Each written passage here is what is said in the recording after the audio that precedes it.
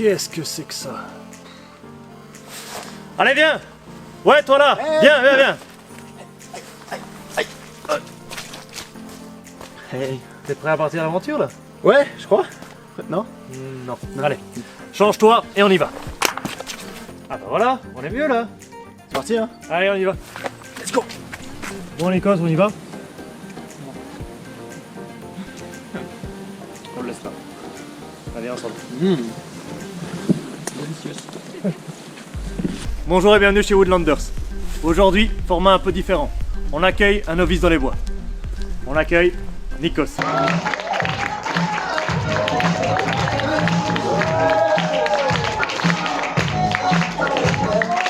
Yes, bonsoir, ça va bien ou quoi? Oui. Ah, ça fait longtemps, ça fait plaisir. Je suis très content d'être ici, très content parce que pour moi c'est un peu un rêve de gosse de faire humoriste. Un rêve que j'ai eu quand j'étais jeune, il y a 2 semaines environ. Mais... Yes. Ça va Nikos, bonsoir. Très bien.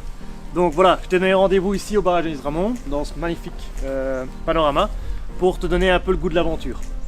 Est-ce que t'es chaud? Je suis très chaud. Voilà, il est chaud. C'est parti. Avant de se lancer dans l'aventure, Nikos, je t'avais demandé d'apporter avec toi quelques petits objets que tu jugeais utiles pour la survie. Ouais. On va un petit peu déballer ça ensemble. Une gourde. Moi je trouve ça très important. Jusque là on est bon. J'ai pris un petit ukulélé pour tout ce qui est divertissement et amusement. Un couteau pour tout ce qui est meurtre et coupage de bois. Exactement. Alors après, bon, ça c'est pour la déco de ma cabane. C'est une petite lampe en forme de licorne. D'accord, parce que c'est important la licorne. Ça c'est pour tout ce qui est feng shui. Pour tout ce qui est feng shui de l'ambiance de la cabane. Plus sérieusement, une couverture de survie. Ouais. Pas mal. Pour de la survie. Une boîte de premier secours. Très bien. Bon, elle est vide, mais j'ai un truc pour un sac pour pas qu'il soit mouillé. Une paire de jumelles pour voir les ennemis arriver, Très bien. si jamais on est en guerre. Une deuxième couverture de survie pour toi parce que je sais que tu as du mal avec le froid. Ouais. Alors j'ai une petite Game Boy pour tout ce qui est ennui. On remarque que quand même c'est une vieille Game Boy, donc elle vaut cher maintenant. Une boussole Pour pas perdre le nord. pour pas perdre le nord et pour me retrouver. J'ai pris une spinner aussi pour relancer la mode tout simplement. Et j'ai pris des préservatifs. Pas pour nous, mais pour si jamais on... Voilà. Et une batterie rechargeable. Très grosse la batterie. Ouais, alors ouais, elle est pas pratique, mais... Voilà le kit survie Nikos. On va voir s'il va tenir la nuit avec. Donc, à savoir, ici pour les priorités de la survie, la première grosse priorité, on va dire, c'est la protection personnelle. Donc, c'est se faire un abri et se faire un feu. Pour ça, vu la période dans laquelle on est, le climat, etc., on va utiliser un tarp, une bâche et de la corde. Donc ici, ce que je vais te montrer, c'est comment installer rapidement un tarp pour être protégé des intempéries. Ok.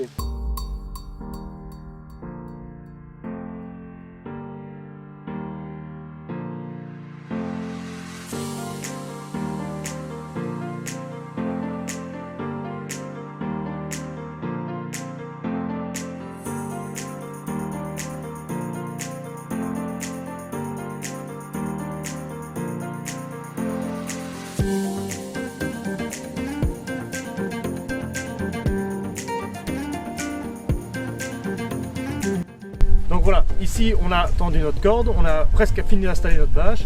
Nikos, plus qu'à mettre les piquets. Yes. Yes. Sauf que ça, c'est mon abri. Il va falloir aller faire le tien maintenant. Merde. Yes. Matériel dont tu vas avoir besoin pour faire ton abri. Ok. Une bonne grosse bâche. 15 mètres de corde. Yes. Et comme je suis simple, déjà 2 nœuds tout prêts pour faire tes poussiques. Incroyable. Que 2? Ouais. Super. Bonne chance. Yes. Ciao. Donc ici on va aller voir comment s'en sort Nikos. S'il arrive à faire son abri correctement. Bon bah voilà, on a trouvé Nikos, il a été se perdre dans les bois. Bienvenue chez moi. Alors une petite zone, il a trouvé une belle petite zone de bivouac avec un petit plat, mine de rien ici. Je vais faire un petit espace de dos. Je vais mettre une petite lampe et tout. T'inquiète même pas, c'est mieux qu'un Airbnb ici. On verra ça une fois que ce sera monté. Bon bah je te laisse te débrouiller. Parfait. Une fois que tu as fini, tu nous rejoins et on passe à la deuxième priorité. La deuxième priorité, ce sera le feu. Yes, on fire. Ici, pour l'aspect abri, on est bon. Comme tu as pu voir, nous, on a un peu amélioré le nôtre aussi. Donc maintenant on va passer au plat de consistance de la survie, le feu. Ok. C'est chaud? Ouais. Ah, Comme le feu. Comme la braise. ça vaut mieux. Donc on va passer juste derrière et on est parti pour un peu de théorie. Là on y est. On a mis tout en place comme tu peux le voir pour que ce soit le plus facile possible de faire un feu. Ouais. Donc ici on a différents stades. Donc on part vraiment d'un stade de bois très petit, très facile à mettre le feu. Et puis on a des stades un peu plus gros, comme ici tu vois, un peu plus gros jusqu'à des grosses bûches. Donc ce qu'on va faire ici, c'est allumer un feu à l'aide d'un fire steel. Donc ça c'est une barre de ferrocérium. En gros, dès qu'on gratte avec un couteau ou avec le grattoir qui est mis, ça donne une gerbe d'étincelle. Stylé. Et pour utiliser ce genre d'outil, pour allumer un feu, on a besoin d'un amadou. Utiliser de l'écorce de bouleau. Ici. L'écorce de bouleau, c'est un des amadous les plus prisés dans le monde du bushcraft survie pour allumer un feu parce que vous allez voir, très efficace. Première règle, c'est que tous tes éléments doivent être disponibles. Donc ici, tout est disponible et à portée de main. Dès que mon feu va être lancé, il faut assurer. Et en gros, une fois que le service a commencé, ça doit rouler. Tout est stade et que tout est prêt avant de commencer, ton feu est déjà à moitié réussi. Ici, c'est pas un bois qu'on a mis pour faire joli, c'est une planchette. C'est pour éviter que tes stades les plus petits prennent l'humidité. Okay. Donc, trêve de bavardage, hop, on l'actionne.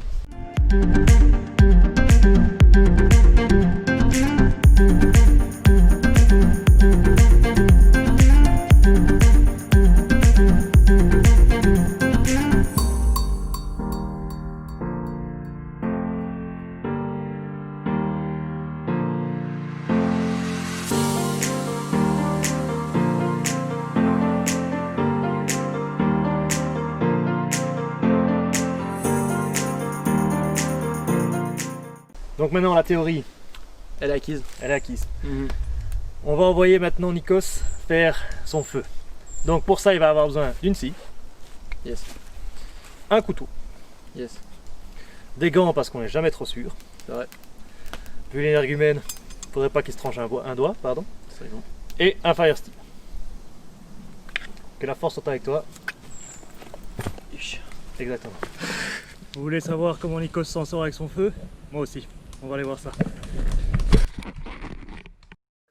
Petite pause dans votre programme due à un souci technique. Vu la qualité médiocre du son, j'ai préféré remplacer celui-ci par une musique sympathique d'ascenseur. Du coup, des sous-titres s'imposent. Veuillez excuser Woodlanders Company pour le désagrément.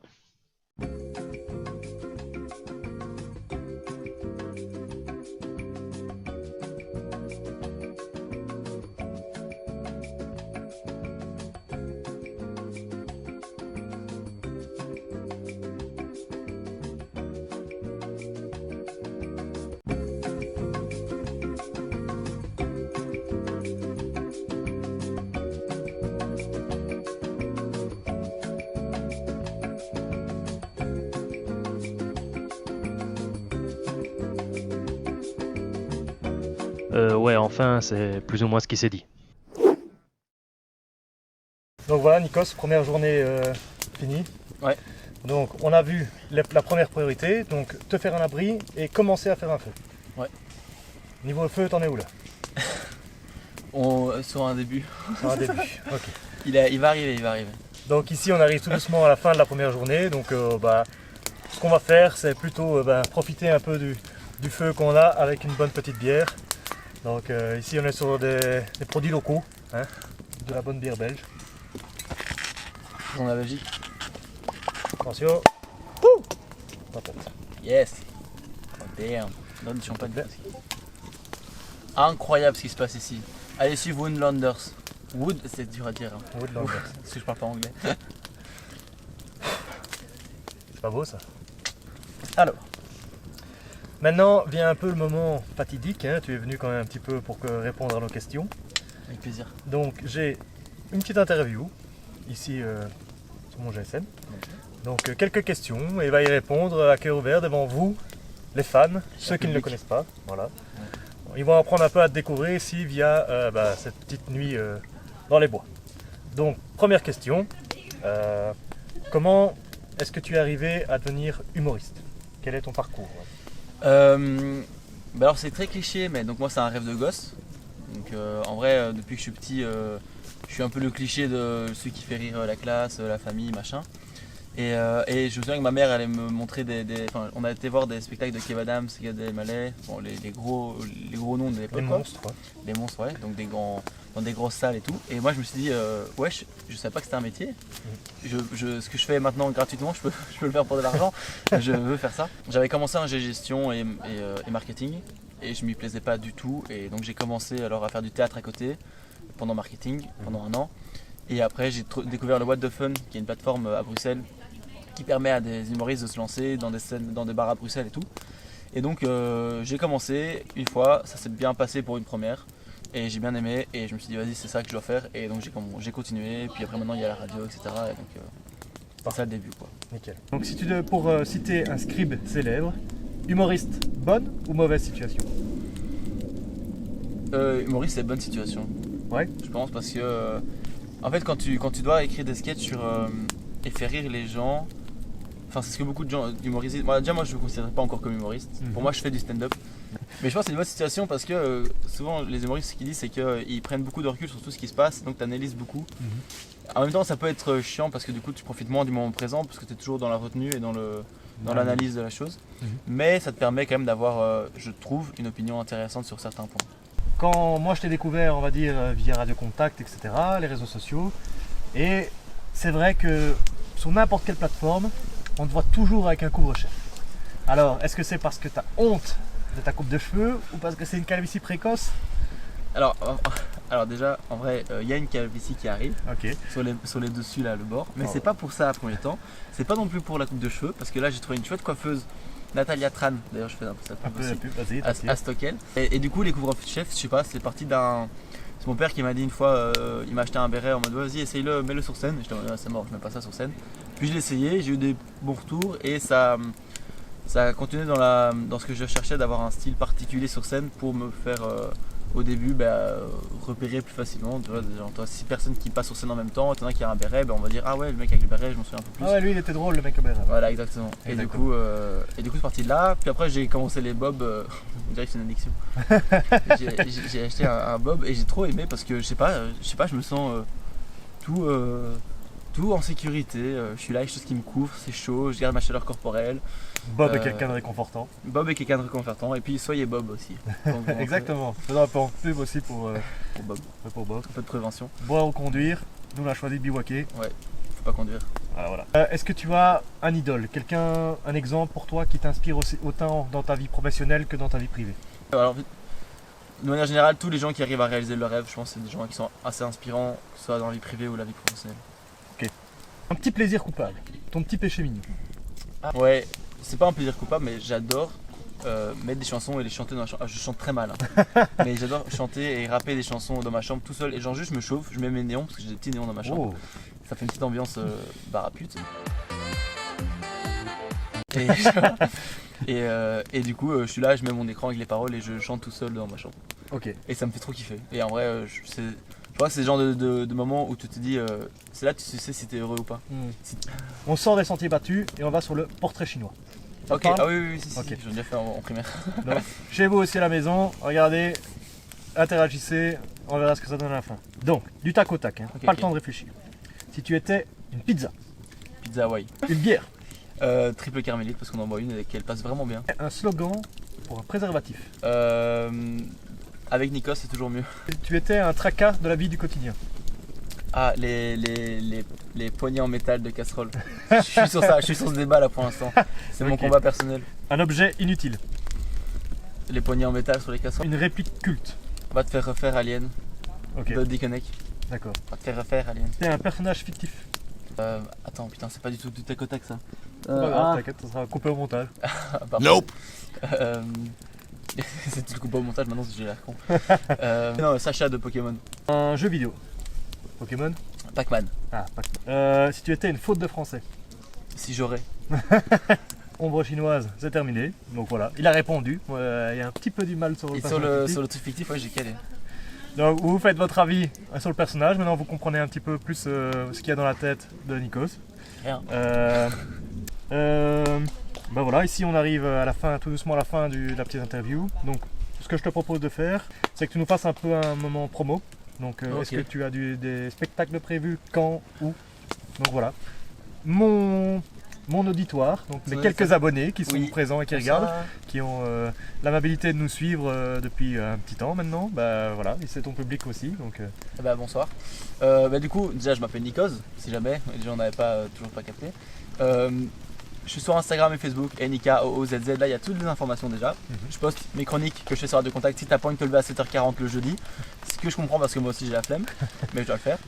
Et sinon je joue souvent au Kings of Comedy Club au cimetière d'Ixelles, à savoir tous les derniers mardis du mois pour l'instant, et puis ça va passer à tous les 3e mercredis du mois. À partir de janvier, donc, mais dans tous les cas souvent au Kings. D'ailleurs je recommande ce lieu, n'hésitez pas à y aller souvent, même pas pour moi, c'est mieux pour moi mais si jamais, voilà, parce que ça fait vivre le spectacle vivant et c'est important. merci d'avoir suivi cette petite interview. Merci Mais Nikos de merci. t'être confié. Merci à toi de m'avoir invité déjà pour ça. Avec plaisir. C'était vraiment, j'ai bien aimé et c'est pas fini encore Non, demain, il c'est reste pas demain. Et Donc, vraiment chouette. Voilà qui finit cette première journée. Donc ici, comme vous avez pu le voir, on a vu tout ce qui était abri et feu, donc protection personnelle. Ici, Nikos, il va aller s'isoler de son côté parce qu'il a décidé de faire son challenge de son côté. Ouais. Et il va essayer de réaliser un feu de son côté, s'il y arrive. Bonne chance à lui, en tout cas on lui souhaite. Et on se retrouve demain alors pour traiter tout ce qui est eau et nourriture.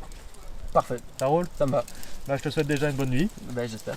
Elle devrait être bonne. En tout cas, on n'a pas, C'est pas trop mauvais. on n'a pas de pluie pour le moment, donc croisons les doigts. Super. À demain. FU, maman, tu de la terre? Nikos, petit pronostic pour cette nuit? Alors moi je pense qu'en vrai ça va aller. Ouais. Je crois. Parce que là le petit feu il commence. À mon avis je vais tomber à court à un moment donné, mais il fait pas trop froid. Donc en vrai, avec Ça devrait aller. la petite chaleur corporelle, ça devrait suffire. Ok. Bah déjà ici on a un foyer qui donne bien. Hein. C'est sympa. Donc on verra demain matin. Rendez-vous avec Nikos, on verra. Regardez sa tête maintenant. Il y a tellement de fumée qui soit là dessus. On verra ce que ça donne demain. Ouais.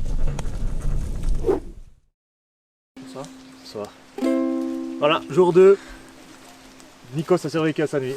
Alors bien dormi Nikos? Oui, Il a bien dormi. j'ai bien dormi. Prêt pour la suite? Ah non, j'ai pas si bien dormi que ça en fait. Il faisait un peu froid, je me suis réveillé quelques fois. Maintenant j'ai un petit peu mal de gorge, mais ça va. Ça va.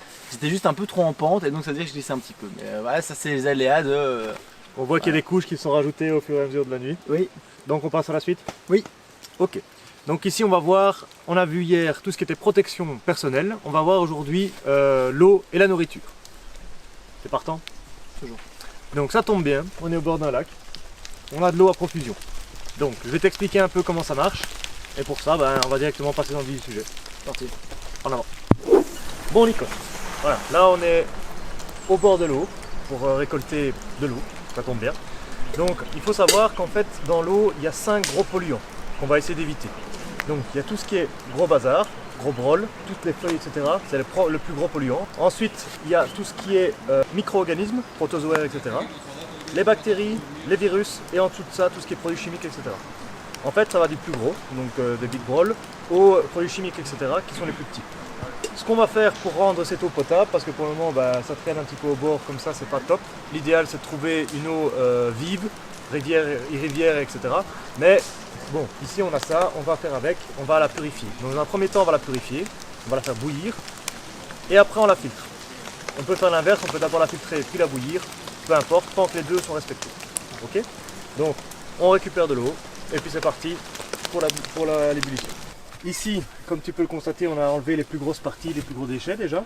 Oui. Comme ça, c'était en moins. Ce qu'on va faire maintenant, simplement, c'est on va la faire bouillir jusqu'à ce qu'il y ait des bulles. La règle, en fonction, il y a plusieurs écoles, mais la règle, c'est big bubbles, no troubles. Donc une fois que ton eau bout à grosse bulle, c'est qu'elle est bonne. Et là, on aura tué, comme je t'avais dit juste avant, tout ce qui est bactéries, virus et protozoaires. Tout ça, normalement, ce sera dégagé. Donc, restera, normalement, les produits chimiques. Donc c'est pour ça qu'on évite d'aller dans des zones trop industrialisées, des zones stagnantes, ou etc., des zones d'eau stagnantes, parce que c'est le risque. Donc là on n'a plus qu'à laisser bouillir et laisser la magie opérer. Ok, bon, là on l'a laissé bouillir pendant plusieurs minutes. Normalement, hop là, bingo, on est bon. Ça bout. Grosse bulle. Big bubbles, no troubles. Exactement. À retenir. Donc maintenant, on va dire que tout ce qui est organismes vivants, bactéries, virus, etc., c'est claqué, C'est cuit. il n'y a plus rien. Donc on va la laisser refroidir, on va filtrer pour enlever les dernières crasses et après elle sera potable. Parfait. Elle a été purifiée, filtrée et maintenant elle est potable. Je t'en prie. Yes. Prends une petite rasade C'est de l'eau chaude du coup. de l'eau chaude. C'est comme un thé, mais sans le thé. Sans le thé. C'est de l'eau. Ouais, c'est de l'eau chaude. Mais elle est potable. Mais elle est potable. On a transformé de l'eau qui venait d'un lac ou d'une grosse rivière en de l'eau potable. Très facile à faire. Ok Nikos. Donc ici maintenant, on a vu les différentes priorités. On a vu protection personnelle, on a vu l'eau. Et maintenant on va voir la dernière priorité pour aujourd'hui, c'est de la nourriture. Donc ici je vais t'apprendre à placer un piège. Dans un cadre très didactique, parce qu'ici on n'est pas sur une belle zone, on n'est pas à l'endroit idéal pour placer un piège, mais on va le montrer de manière très didactique, de manière à ce que tu puisses l'installer à un endroit opportun. Les endroits opportuns, qu'est-ce que c'est? C'est tout ce qui est chemin emprunté par des bêtes, petits gibiers, là où il y a des excréments, de la nourriture, etc. Donc c'est vraiment, il faut un peu avoir l'instinct du chasseur, si je puis dire, pour arriver à trouver l'endroit idéal pour placer son piège. Donc pour le piège, tu vas avoir besoin de différents éléments que j'ai dans la main ici. 2 bois de cette forme, hop, s'il te plaît, un bâton plus large, un piquet qui servira de blocage et une détente, et là où on va attacher les différents câbles. Donc, ce sera mis comme ça.